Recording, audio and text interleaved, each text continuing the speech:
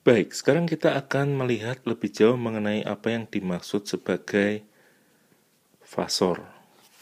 Nah, tentu kita semua sudah pernah belajar besaran vektor, yakni besaran yang memiliki arah dan nilai, di mana panjang dari panah ini menyatakan nilai atau besar atau magnitude, sedangkan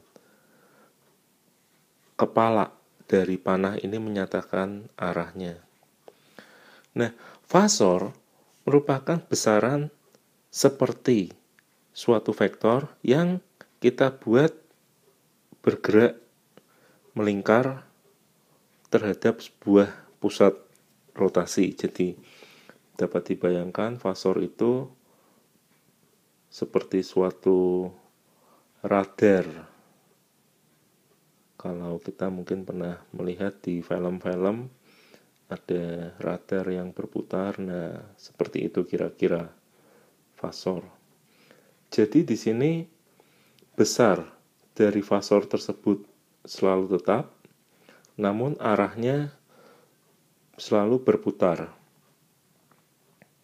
Nah, kita nanti akan memanfaatkan analogi seperti ini untuk membantu kita dalam menganalisa besaran-besaran seperti beda tegangan listrik dan juga arus listrik pada arus bolak-balik. Nah, contohnya yang pertama, misalkan kita punya suatu komponen hambatan listrik yang dihubungkan dengan sebuah sumber tegangan bolak-balik.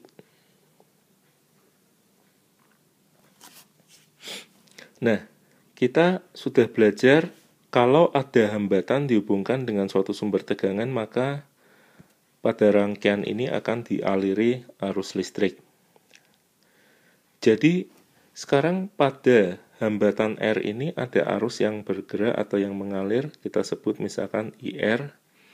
Nah, lalu kalau kita ukur beda tegangan pada ujung-ujung resistor ini juga ada suatu beda tegangan, kita sebut saja VR. Nah, kita akan melihat karakter dari arus IR dan beda tegangan VR menggunakan fasor.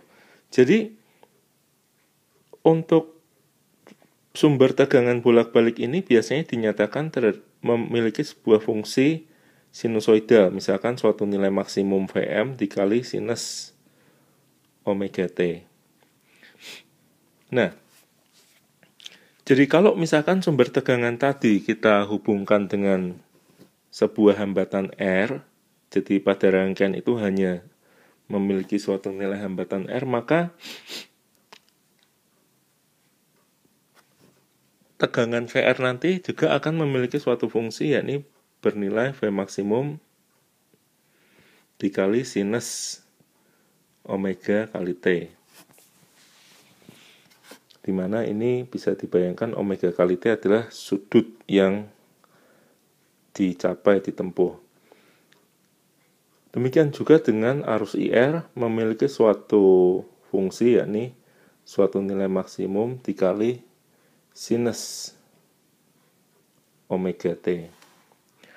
Nah, jadi kalau kita lihat karakter dari IR dan VR di sini, mereka memiliki fungsi gerak yang sama, yakni sinus omega T.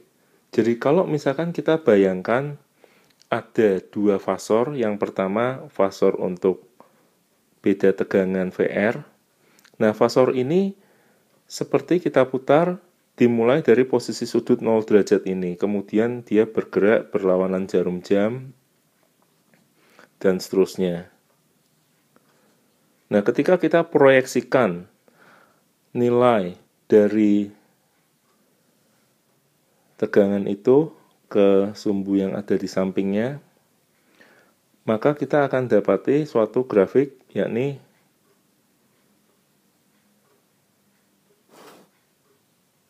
grafik sinus.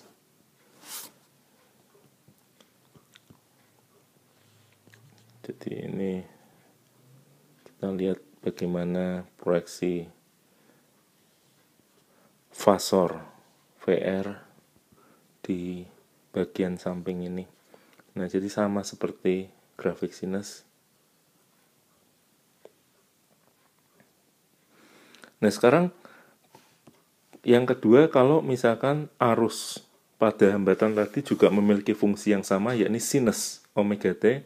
Kalau kita gambarkan di sini bersama-sama, maka fasor dari arus IR itu juga akan bergerak dari tempat yang sama, lalu pada waktu yang sama juga akan mencapai suatu nilai sudut yang sama.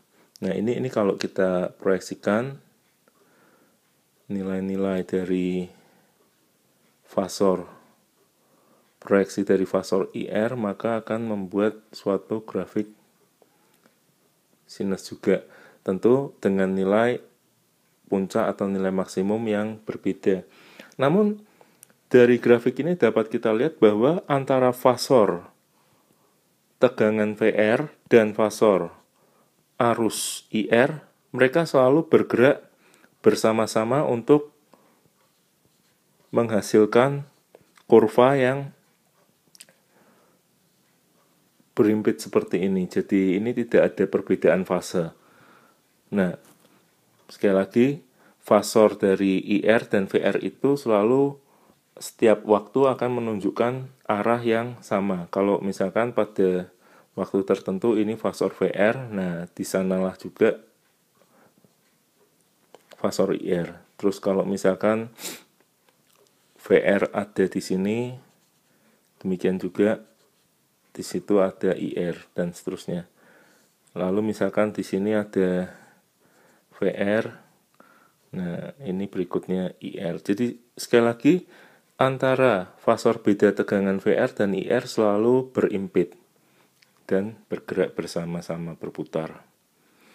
Nah, mungkin bagi beberapa dari kita masih belum menangkap apa yang akan kita gunakan nanti dari fasor ini. Tapi ketika kita sudah mempelajari fasor-fasor yang lain, yakni fasor untuk beda tegangan dan arus pada rangkaian kapasitor dan pada rangkaian induktor, nah kemudian kita akan melihat guna atau manfaat dari ini semua.